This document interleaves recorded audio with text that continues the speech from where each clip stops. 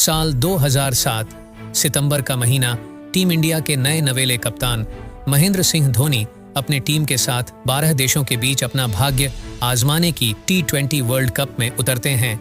इस टूर्नामेंट से पहले 2007 में ही राहुल द्रविड़ की कप्तानी में भारत वनडे वर्ल्ड कप के लीग स्टेज में ही हार कर बुरी तरह से बाहर हो गई थी। तब टीम इंडिया के खिलाड़ियों के साथ साथ कप्तान और कोच को भी काफी ट्रोल होना पड़ा था, जिसके दबाव में राहुल द्रविड़ ने कप्तानी भी छोड़ दी थी। तब इस विकट परिस्थिति में भारत की कप्तानी का जिम्मा महेंद्र सिंह धोनी को दिया गया था। महेंद्र सिंह धोनी की कप्तानी में टीम इंडिया शानदार प्रदर्शन करते हुए टीम फाइनल तक पहुंच जाती है। 2007 के T20 वर्ल्ड कप के फाइनल में भारत के सामने थी पाकिस्तान की टीम।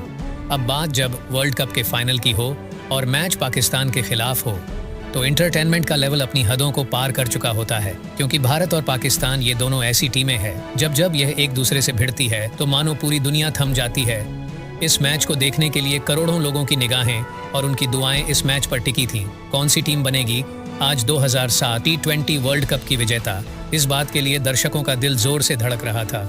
ये मैच जोहान्सबर्ग के एक खूबसूरत मैदान पर खेला जा रहा था। इंतजार की घड़ियां खत्म होती है दोस्तों, और दोनों टीम के कप्तान टॉस के लिए मैदान पर आते हैं और उसमें सिक्का भारत के पक्ष में गिरा। धोनी की रणनीति साफ थी कि अटैकिंग गेम खेलो, इसलिए उन्होंने अपनी टीम को पहले बल्लेबाजी करने के लिए बुलाया। जोहान्सबर्ग में मौजूद 32,000 दर्शक इस रोमांच के लिए तैयार थे। भारत के सलामी बल्लेबाज वीरेंद्र सहवाग की गैर मौजूदगी में भारतीय टीम की नई सलामी जोड़ी गौतम गंभीर और यूसुफ पठान पारी की शुरुआत करने मैदान पर आ चुके थे।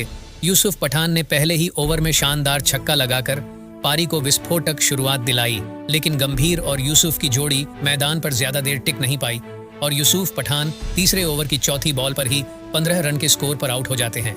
यूसुफ के बाद रॉबिन उथप्पा भारतीय टीम की पारी को आगे बढ़ाने की कोशिश करने लगे, लेकिन छठे ओवर में मात्र 8 रन बनाकर रॉबिन उथप्पा भी पवेलियन की राह पकड़ लेते हैं। एक तरफ विकेट गिर रहे थे, लेकिन दूसरे छोर पर गौतम गंभीर काफी सूझबूझ के साथ बल्लेबाजी कर रहे थे। ऐसे में गंभीर का साथ देने युवराज सिंह मैदान पर आते हैं। दोनों खिलाड़ी धीरे धीरे एक बड़ी साझेदारी की तरफ बढ़ने की कोशिश करते हैं।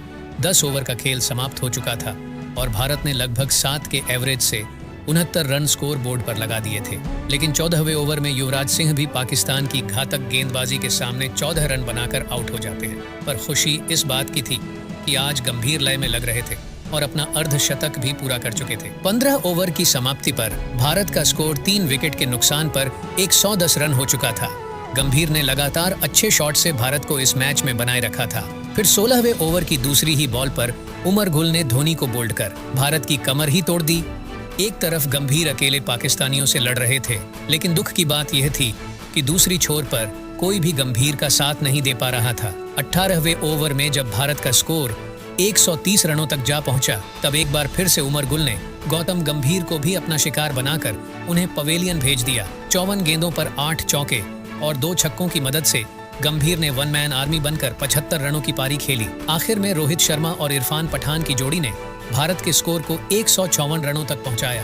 रोहित शर्मा ने 16 गेंदों पर 30 रनों की छोटी मगर बेहतरीन पारी खेली, जिसकी बदौलत पाकिस्तान को 155 रनों का लक्ष्य मिल चुका था। जवाबी कार्रवाई में जब पाकिस्तान बैटिंग करने उतरी तो फाइनल मैच का दबाव उनके चेहरे पर साफ देखा जा रहा था।